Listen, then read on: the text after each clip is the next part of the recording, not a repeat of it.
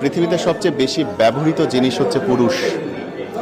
যেই দিন একটা শিশু জন্মায়, দেখবা মেয়েটা যখন কিশোরী থেকে যখন নারী হয়, তখন সে তার মায়ের শাড়ি পায়, বোনের গহনা পায়, বান্ধবীর লিপস্টিক পায়। আর একটা ছেলে যখন বড় হয়, তখন বাবার ঋণ পায়, ভাইয়ের দায়িত্ব পায়, স্বামীর কর্তব্য পায়। যেই দিন একটা পুরুষ বোঝা শুরু করে যে সে পুরুষ, সেদিন থেকে পুরুষটার হাসি বন্ধ হইতে থাকে, কথা বন্ধ হইতে থাকে, দায়িত্বের চাপে সে ম্রিয়মাণ থাকে। এবং এই পুরুষকে যখন একটা নারী খুশি করে, আনন্দ দেয়, সেটা আসলে তুলনা হয় না। কিন্তু আমাদের দুর্ভাগ্য যে আমাদের পারিবারিক বোঝাপড়া এত কম যে আমরা ওই আনন্দের মুহূর্তগুলো কম পাই, দুঃখের মুহূর্তগুলোই বেশি পাই।